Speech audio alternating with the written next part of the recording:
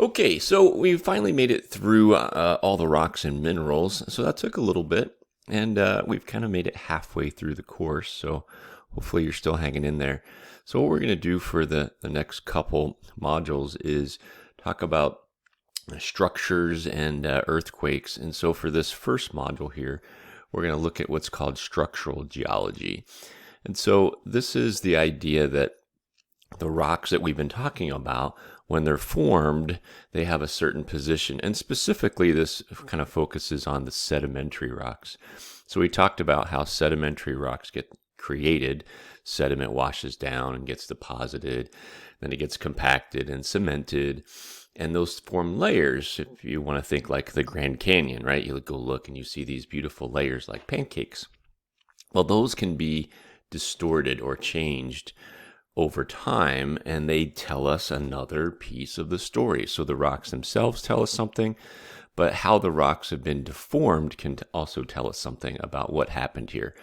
And so the two main structures that we're going to look at here are what are called faults. So when we alter the rocks that already exist, a lot of times they are very brittle. And so when we apply stress, the rocks will break and we'll get faults. And so the rocks will have a feature, what they were going to call a fault, that shows that there's been some movement across the layers. So we need the layers to help us with that.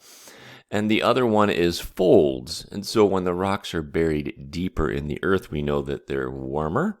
And so if we apply stress at that location, we can get the rocks to actually bend, or they fold, almost like a rug. If you took two sides of a rug and kind of pushed it together, we would get this like accordion style look. And so those are the two main things that we want to look at in this module.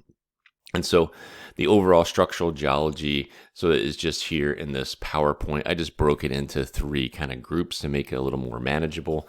In general, what structural geology is and how we get these different kind of folds and faults, and then specifically how to identify those. So one of the things, of course, we want to do when we're looking at features like this is to group them and name them.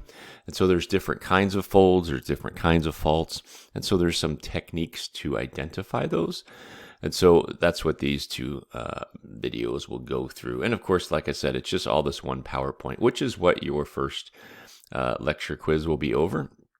There is a concept that we talk about in the lecture here called strike and dip. And it is really just a measurement of the angle of some of these layers, because they're no longer flat a lot of times. When we compress them or stretch them, they bend and break, and their original orientation, which was flat, is no longer true. And so we want to be able to measure it and then relate that to somebody in a map or something like that and say, hey, the rocks here are no longer flat, they're tilted. And so we can represent that by a symbol and a measurement called a strike and dip.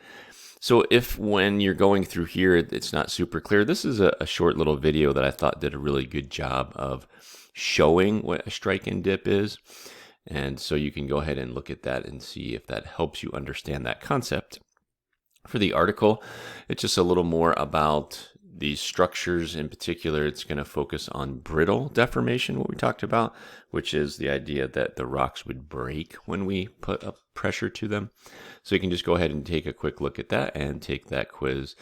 And then for the homework, there's there's a PDF here that I want you to look through. And once you've gone through the lecture and learned about how to identify these faults, a lot of times what we'll do is we'll draw what are called cross sections, right? These are side views. So like if you cut into a rock layer, think about a cake, right? You cut into the cake and then you pull a slice out and you see the layers of the cake.